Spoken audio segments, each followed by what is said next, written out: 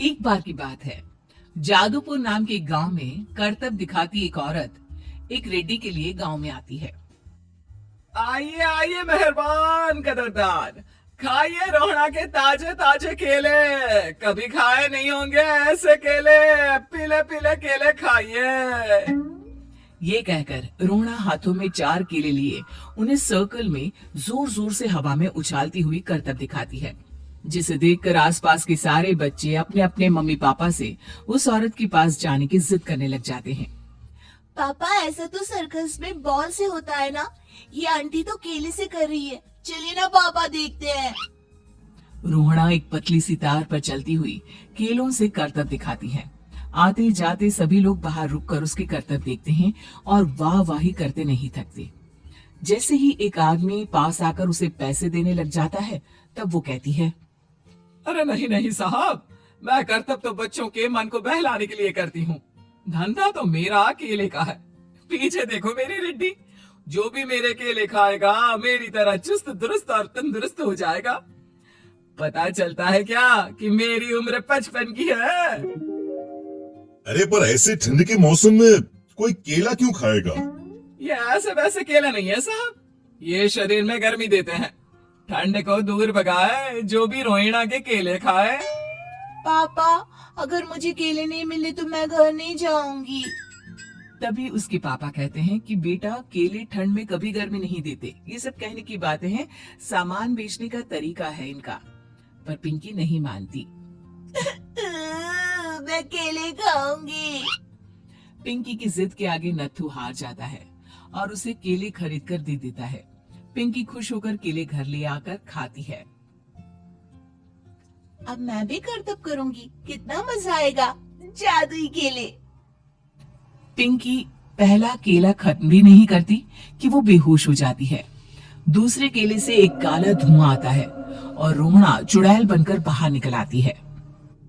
मेरे भूतिया केले बच्चे न खाए, ऐसा हो ही नहीं सकता। जादूपुर वालों, कब तक बचोगे? आ गई हूँ मैं रोहड़ा, जिसका कोई नहीं कर सकता सामना। रोहड़ा पिंकी को गोद में उठाकर काले धुएं में कहीं गायब हो जाती है। शाम के वक्त नत्थू घर लौटता है और पिंकी को घर में ना पाकर उसकी माँ से कहता है, माँ पिंकी कहाँ है? अरे बेटा, उसे तो तू सुबह करतब दिखाने ले गया था ना, फिर कहाँ वापस आए तुम दोनों? मुझे लगा तू उसे अपने साथ मंडी ले गया होगा। हे भगवान, मेरी बच्ची कहाँ गई? मैं उसे घर ही तो छोड़कर गया था माँ। नत्थू गांव के घर कोने में अपनी बेटी को ढूंढता है, पर उसे वो कहीं नहीं मिलती। परेशान होकर आखिर रो रो कर नत्थू हिम्मत हार कर घर लौट आता है। अगली सुबह रोहड़ा फिर से करतब दिखाने आती है और इस बार पिंकी की तरह रोनी केले खरीद लेता है। 50 रुपए दिए थे पापा ने, सारे पैसों की मैंने केले खरीद लिए हैं। अब मैं भी आंटी की तरह ही करतबबाज बन जाऊंगा। यही सोचते हुए रोनी केले खाता है और पहला अकेला केला आधा खत्म भी नहीं करता कि चुड़ैल उसके सामने आ जाती है। मेरे साथ चलने का समय आ गया है रोनी। ये तो बस शुरुआत है। अब इस गांव के सारे बच्चे धीरे धीरे मेरे कब्जे में होंगे। एक बच्चा भी नहीं बचेगा। ये कहकर रोना रोनी को गोद में लेकर काले धुएं में अदृश्य हो जाती है।